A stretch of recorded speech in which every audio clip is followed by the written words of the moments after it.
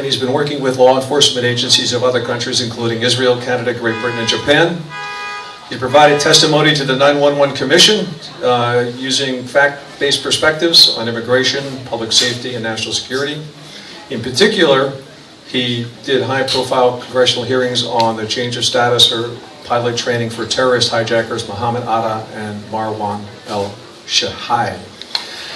He's appeared on numerous TV programs, national, Newsmax, TV, CNN, MSNBC, Fox News, Newsmax, TV, I mentioned that already, One American News Networks, and other television networks and on numerous radio programs. So please welcome INS Retired Special Agent Mike Cutler.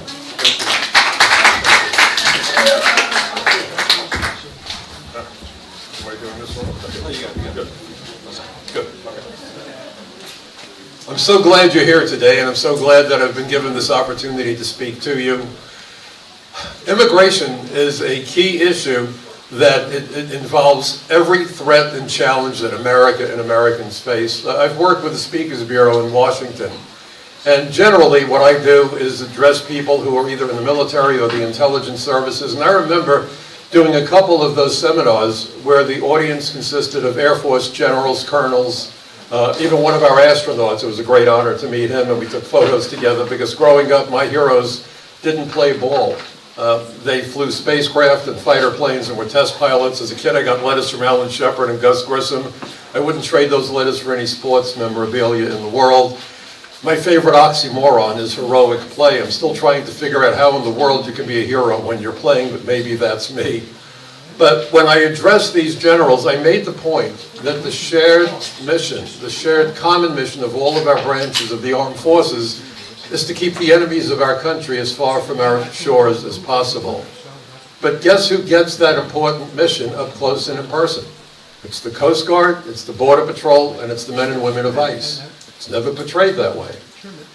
When I was first dating my first wife, may she rest in peace, tragically she died of cancer over 30 years ago, we went to a comedy club. And the comedian kind of lit my fuse when he said, if you want to know what confusion is, run in the kitchen and yell immigration. Immigration was the punchline to a bad joke. Immigration has had the most deleterious impact on just about every aspect of America that you could imagine. Not that I'm anti-immigrant, I'm first-generation American. My mom came to America as a 13-year-old ahead of the Holocaust. We're Jewish. My mother's mother couldn't get out of Poland. I was named for her. I owe America not only my life, but the lives of my children and my grandchildren. I owe America everything. But the idea of uncontrolled immigration, or immigration where there is no integrity to the system, undermines public health, public safety, national security, and the jobs and wages of American workers.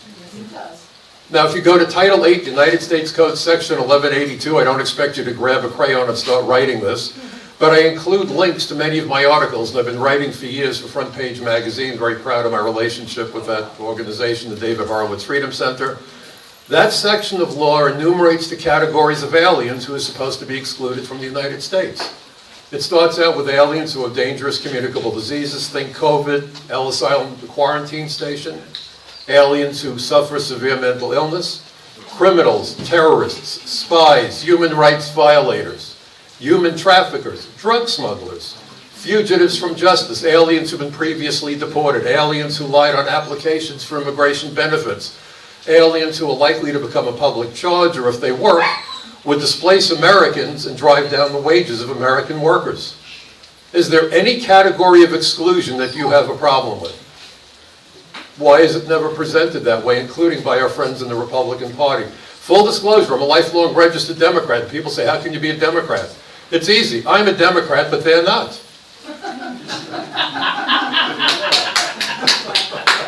Why in the world do we call these nitwits liberals? There's nothing liberal about people who want to destroy the First Amendment. That's my son over there.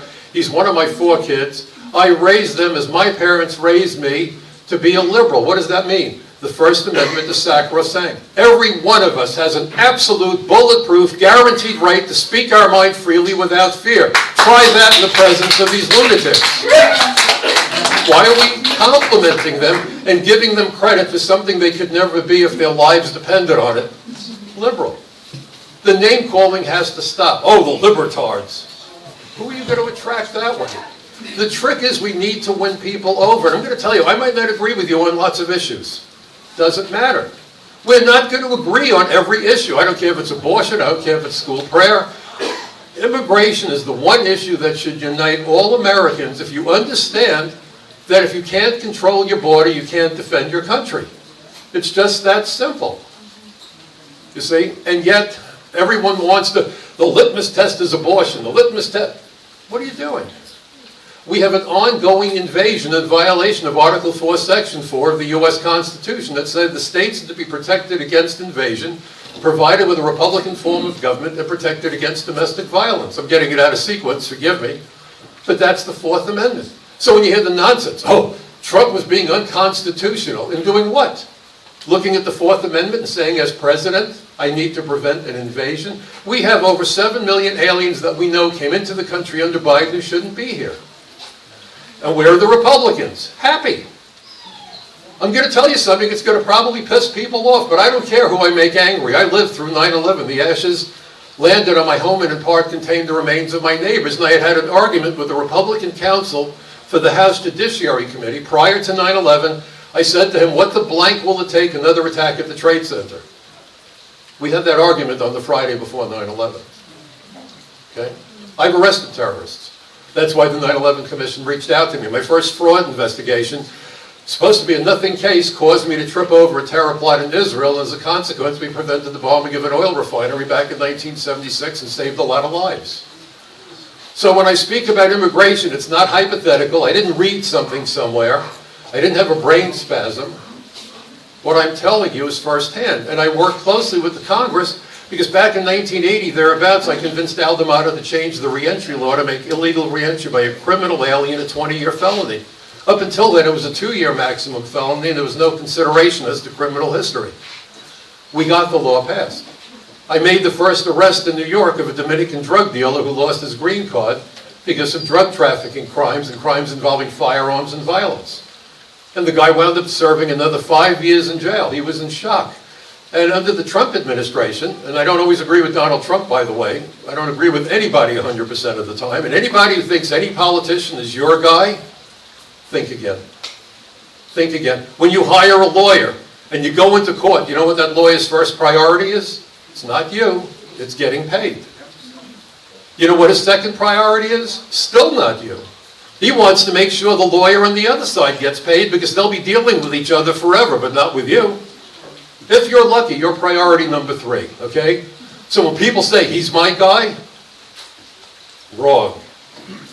And I've seen politicians turn on a dime over one issue. It happened to me with the former chairman of the House Judiciary Committee. All it took was my not willing to support a particular piece of legislation that I thought was okay, but I didn't like a couple of aspects. For 20 years, I could call his chief of staff and say, can I have a meeting? And they'd say, sure, can you be here at 11:30 tomorrow morning? We'll give you a half hour. And a half hour with the chairman of the Judiciary Committee is a big deal. I did a radio show because I wouldn't support the bill. And they said, why aren't you supporting the bill? I said, well, I think Chairman Smith is a real good guy. He's been a champion for border security and effective immigration law enforcement. But there are aspects to the bill I disagree with. And so while I'm not supporting the bill, I support him. I think he got it right about mandatory e-verify and some other things. But we do disagree, and this is America. This doesn't mean that I think less of him, nor should you. He's a great leader. It took an hour. I got called by the chief of staff telling me that they were too busy and that I should remove their names from my email distribution list. 20 years went, oof. That's who politicians are, and if you think otherwise, you are a child and you are naive and you're doing a disservice to yourself and your neighbors. These are relationships of convenience. Magicians and politicians are very similar. I want you to think about the magician who promises to cut his lovely assistant in half. Now, we all know if he really does it, he's going to go to jail. No one's ever going to work with him again. So he creates this elaborate illusion that he cuts her in half, and at the end of the act, she jumps up on stage, fully intact, and everybody applauds. Of course, because he doesn't want to go to jail. Maybe he hoped to have a date with her that night, right? Politicians do the same thing. We're going to secure that border. What border? Why only the southern border, right? What happened to the northern border? The fact that we have 95,000 miles of coastline, the fact that until Biden came in and completely nuked the immigration system, half of the illegal aliens violated their terms of admission as temporary visitors. The 9/11 Commission, in point of fact, focused on immigration fraud. The 9/11 Commission and the 9/11 Commission staff report on terrorist travel, in point of fact, talked about how after 19 hijackers demonstrated the relative ease of obtaining U.S. visas, border security was still not considered a matter of national security. I want to know what idiots they hired to run these agencies that you can't figure out that if you don't want to be attacked, you keep the bad guys out.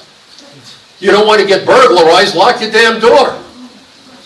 What rocket science is this? What kind of nitwits are we hiring into positions of authority? We have the best government money combined. I'll tell you when everything really turned south was when the Supreme Court decided Citizens United, which meant that unlimited amounts of money could be pumped into political campaigns. Today, ladies and gentlemen, I am arguing that there needs to be a new position at the cabinet level for every administration, the official auctioneer. I like the guy from the Mecum Auto Auction, but perhaps you like Barrett Jackson. I don't know, but they're pretty good. Because that's where we are. Let me ask you a question. By a show of hands, how many think the immigration system is broken? Foolish, foolish, foolish, foolish. The immigration system is the best system ever created by our government to deliver an unlimited supply of aliens so that we have cheap labor. And it's not just the illegals, it's the high-tech workers. Okay? An unlimited supply of clients for immigration law firms. You have immigration lawyers on both sides of the aisle. Bob Goodlatte used to be the Republican chairman of the House Judiciary Committee. He was an immigration lawyer who specialized in H-1B visas. And I had a meeting with Bob. And I said, you know, my first wife, who passed away tragically, was a brilliant programmer. At age 30, she was promoted. She worked for the company that did the backroom work for the New York and American Stock Exchanges. She had a team of over 30 engineers and programmers working for her. Phi Beta Kappa graduate, MBA Computer Science, member of the National Math Honor Society, and many of her colleagues had comparable credentials. Why in the world are you talking about H-1B visas to bring in foreign workers from India, which is what he specialized in? And we got into an argument, and he said, my son knows something about computers, and he would love to see thousands and thousands and even more thousands of brilliant Indian programmers come to America. I said, and what happens to the Americans? Are they chopped liver? The end of the meeting. I looked him up. Go look it up. Bobby Goodlatte. He got to start with Zuckerberg at Facebook. Made gazillions of dollars by the time he was in his 30s by importing an army of Indian workers. Understand what happens. And I hear this more from conservatives than liberals. I don't want to do, I shouldn't be using the term liberals, the lunatics. But they get upset. Oh, they want to give people $15 an hour to flip hamburgers. And why not? Do you know the most valuable commodity that you have, folks? It's your time. It's your time. Now, a neurosurgeon has a skill set that's not on par with that hamburger flipper.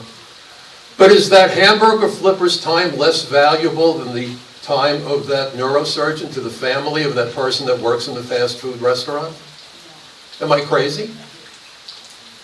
America used to be a place where you got a job and you could ultimately buy a house and a car for cash.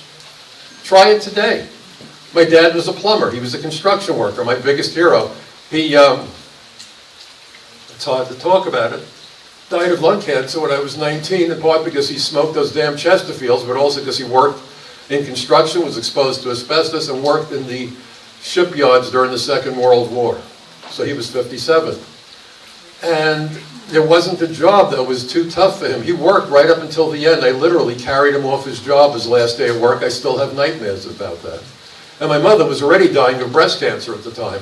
They taught me to stand on my own 2 feet. I've been on my own since I'm 21. On my own since, and they bought the house that I'm still living in. I moved in when I was 11. It became my house when I was 21 for all the wrong reasons. I wished it was different. The house cost my dad roughly 3 years of his gross pay as a construction worker. Today, that house would cost an average construction worker 12 years of his pay. Is this America? Is this the American dream? What are we doing? When I was a kid, GE College Bowl encouraged kids to achieve greatness in a program similar to Jeopardy. Why? Because GE, GM, all these companies looked at kids in high school and college as what? Their future employees. Do you think they still look at us that way? No. They want idiots for consumers who will buy the crap that they peddle, and they do something known as cost out, where every year they hire engineers fresh out of engineering school to figure out how to remove a screw or a nut or make the metal a little bit thinner so they could save 0.2 of 1 cent on one item. Because after all, they're going to sell 5 million of those suckers. Think how much more money they can pocket. Back in the 50s, the average CEO was earning 50 times what the average employee earned, which is fine. I believe in capitalism. I'm certainly not a communist. The average CEO today earns 600 times what the average employee earns. Is that reasonable? There's something terribly broken here. And if you look at Europe, they're now up in arms over immigration because they've come to the same conclusion that I've been talking about for years. If you import an army of third world workers willing to accept third world wages under third world conditions, you turn your country into a third world country because that becomes the new standard for workers. Is that not what we're experiencing? Yes or no? So when you scream, oh, $15 for a hamburger, I'm going to have to pay 70 cents more. I'll pay $2 more because I'd rather give it to them as part of a paycheck than welfare. Am I nuts? And what you're doing is pushing them to the Democrats, the party of the handout. They can't give everyone else's money away fast enough to convince these people who can't turn the lights on when they come home from a hard day at a factory, hey, vote for us and we'll give you money so you can turn on the lights. And the Republicans look and say, we've got to cut benefits for these workers. So look at what is, again, does anyone think I'm wrong or crazy? Abraham Lincoln aspirationally described America as a country of the people, by the people, and for the people. Is this of the people, by the people, for the people? Yes, the people who are worth millions or billions of dollars. This is nuts. It's a betrayal. And all that the politicians, if they're willing to talk about it, say, well, we need to focus on the southern border. Why? Any way that aliens can enter the country is a threat. If your house was to be secured against burglars, would you only have the locksmith take care of the back door? If an expert, so-called, came in and said, I'll secure that back door for you, would you hire him? How many Republicans have said, first we're going to secure the southern border? They said, first we're going to secure your back door. Didn't they? Has anybody talked about the perils of legal immigration? Well, you might be interested to know that just a couple days ago, the Justice Department issued a press release about how an individual working for ISIS within our borders was recruiting ISIS fighters and sending them overseas, and the headline was, New York man. This New York man came to America from Kosovo and was granted a green card. Legal immigration system. Faisal Shahzad, the Times Square bomber, was naturalized a year before he tried to blow up Times Square in 2010. The Tsarnaev family got political asylum by lying through their teeth and rewarded America with the attack at the Boston Marathon. Legal immigration. Has anybody running for office said we need to restore integrity to the legal immigration system? No, because this is the immigration delivery system. And because we flood America with all these people, the price of housing goes up, salaries go down, and you have people living in squalor and homelessness, and the drugs are pouring across the border. Drugs that are funding China, Iran, the cartels, Wall Street, real estate, high-end auto sales. They're all making out like bandits. And you know how you can see how corrupt our government is? I mentioned my dad and lung cancer. I can't watch those commercials for cigarette smoke. I just can't. It's a tough deal. When was the last time you saw a convincing ad campaign against drugs? Robert De Niro, who I have no use for, but nevertheless his family suffered a terrible tragedy. His 19-year-old step-grandson died because of fentanyl. Why are people still buying pills in the street from unknown individuals when we know that many times those pills are laced with fentanyl? Why are there no commercials warning about this? I'll tell you why. The funeral home business is booming. We need to call these damn politicians out. I'm sick of them. I began investigating MS-13 in 1992. They were basically the zit on the backside of an elephant.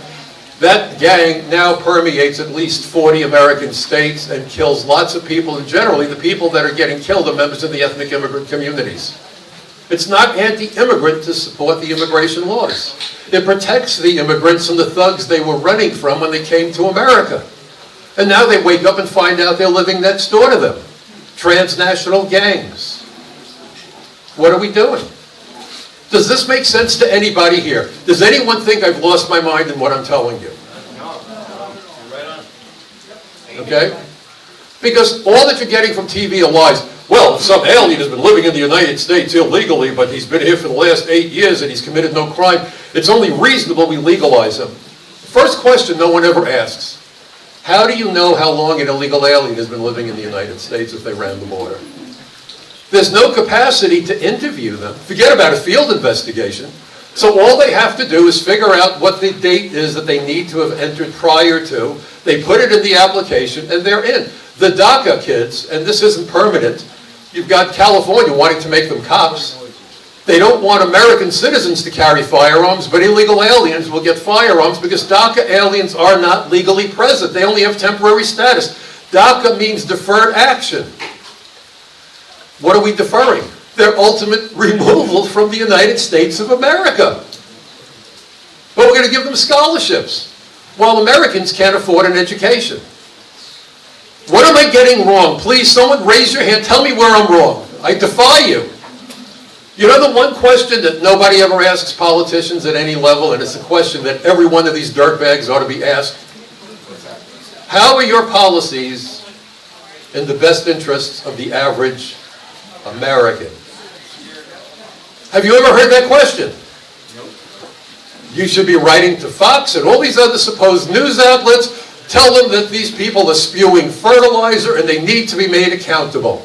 How dare you call yourself a journalist? Tell me I'm wrong. Go ahead. I'm all ears, folks.